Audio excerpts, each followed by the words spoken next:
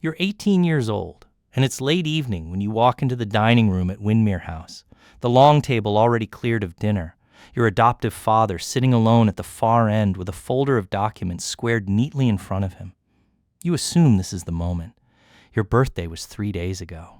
You've heard other kids at school talk about trust funds, the way people talk about weather, a fact of life they never had to think hard about, and some part of you has been quietly bracing for this exact conversation since you turned 17.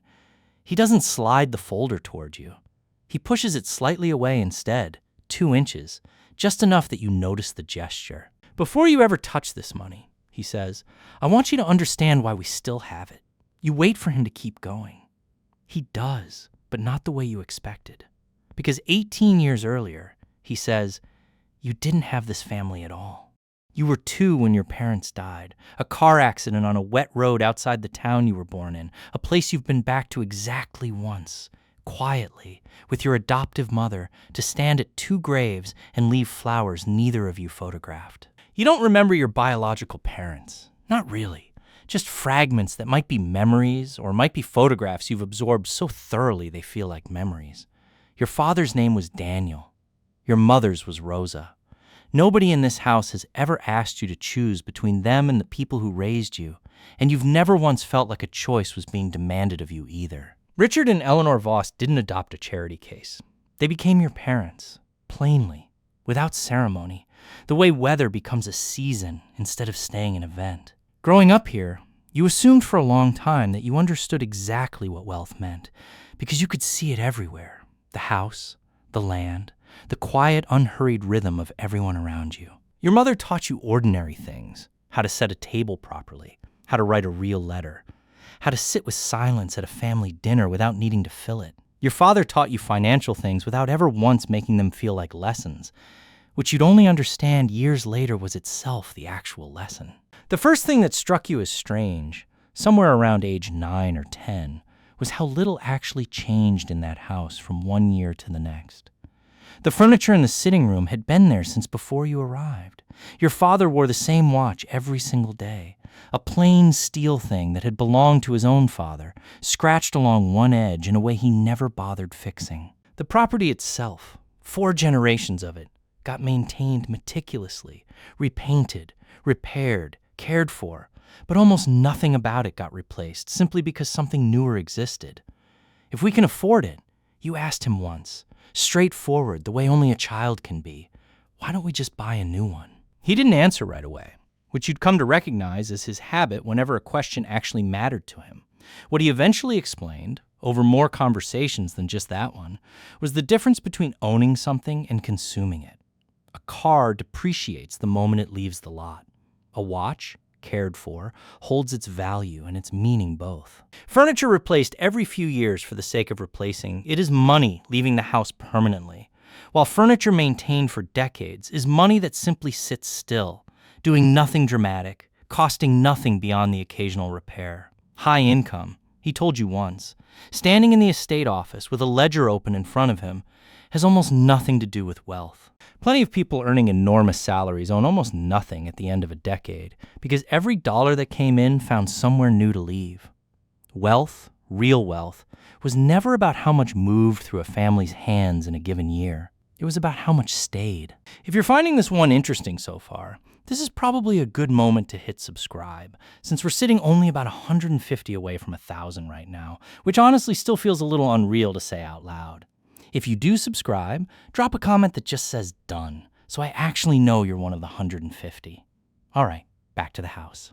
You were 13, maybe 14, poking around the estate office on a rainy afternoon, looking for nothing in particular, when you got it into your head that the family fortune had to be sitting somewhere, cash in an account, a number written down in a ledger you'd stumble across if you looked hard enough.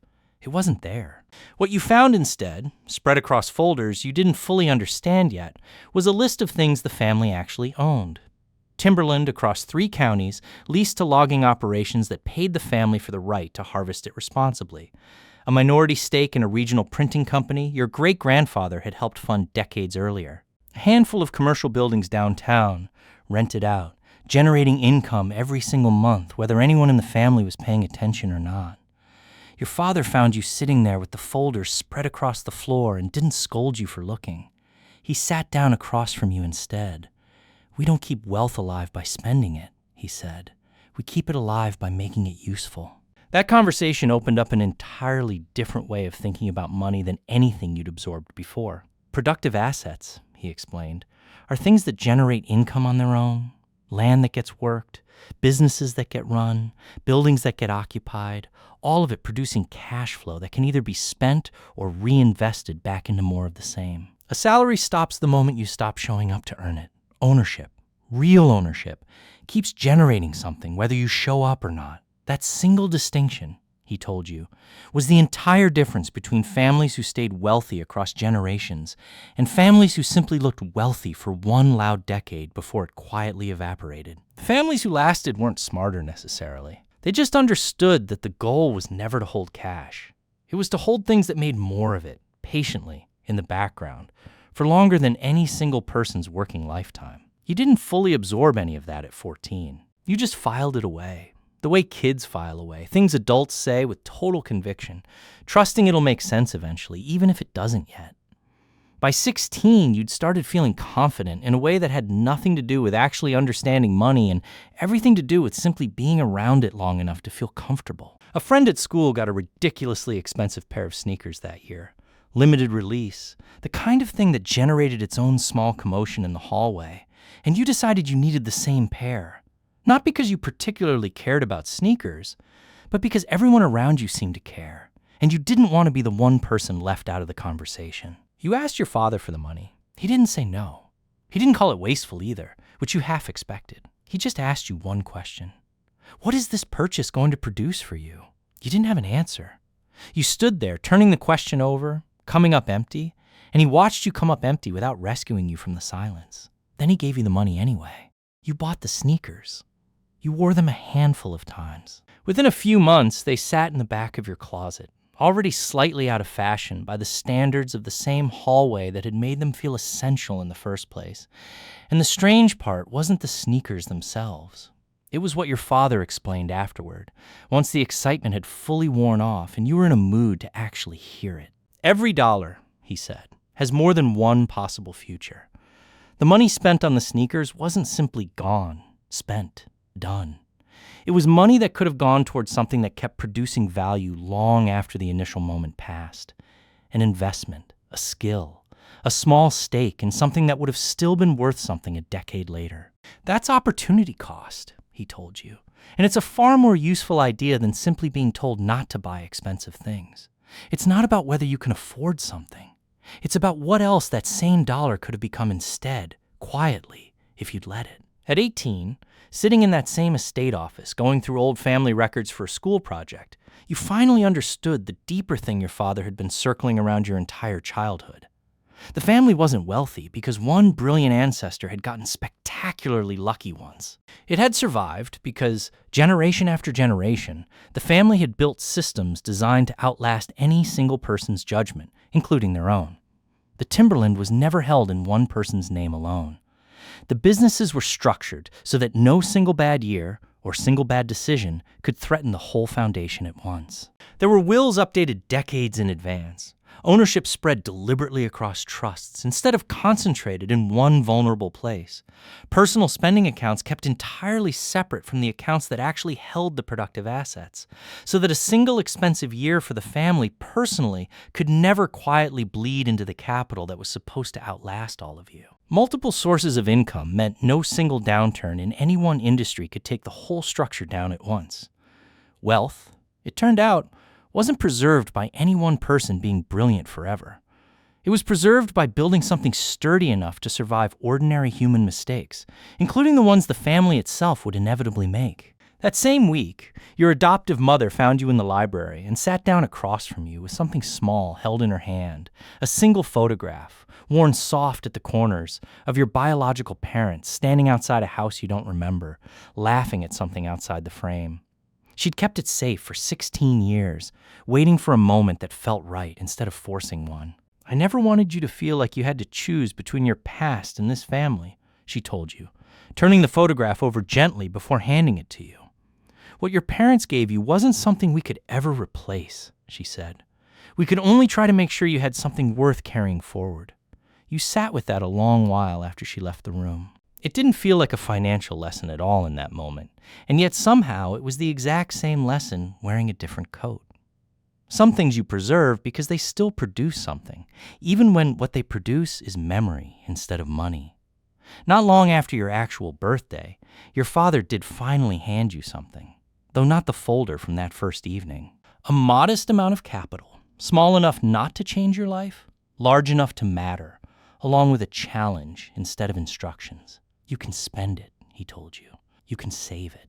Or you can find a way to make it useful. He didn't tell you which one to pick. You made a mistake almost immediately, putting most of it into something a classmate talked you into. A venture that sounded exciting and turned out to be built on very little. And you lost a piece of it within a couple of months, which stung in a way losing the sneaker money never had. Because this time, you'd actually believed you understood what you were doing. You corrected course after that, slower and more carefully, moving what remained into something boring and steady instead. A small stake in an actual working business a family friend ran, something that produced a little income every quarter instead of a story you could tell at a party. Your father never once said, "I told you so." He didn't need to. You'd learned the same lesson he had, the hard way, which is apparently the only way it ever really sticks. Eventually, back in that same estate office, he told you the thing that reframed everything else you'd learned up to that point. The money, he said, was never actually the inheritance. He let that sit for a second before finishing it. The inheritance was knowing what to do with it. The house, the land, the businesses, none of that was ever really the point of raising you the way they had. The point was raising someone capable of holding all of it steady for another 50 years, or 100. Someone who will understand that the folder waiting in the dining room wasn't a reward for existing. It was a responsibility being handed to someone they trusted to carry it forward without dropping it. Which brings you back to that same dining room, the folder still sitting exactly where he left it that first evening, closer to you now than it was before, though you haven't touched it yet. Do you still want to know how much you're going to inherit, he asks, watching you the way he's watched you your whole life, patient, unhurried, in no rush at all to get to any particular answer. You look at the folder for a long moment. Not yet, you tell him. You explain, as best you can, that you want to understand the responsibility of it first, properly, before you let a number change how any of this feels. He nods slowly, the way he does when something has actually landed the way he hoped it would. Your mother comes in a moment later, quiet, and rests a hand on your shoulder without saying anything at all. And for the first time since you walked into this house 18 years ago, the size of it stops being the point entirely. The family standing around you in this room always was. Real wealth, it turns out, was never about how much a family could spend today, or how impressive any single year could be made to look from the outside. It was about whether the people carrying it forward could still make the same careful, deliberate decisions 20 years from now, or 50, or 100. Long after every person sitting in this dining room tonight is only a name in somebody else's folder of old family records.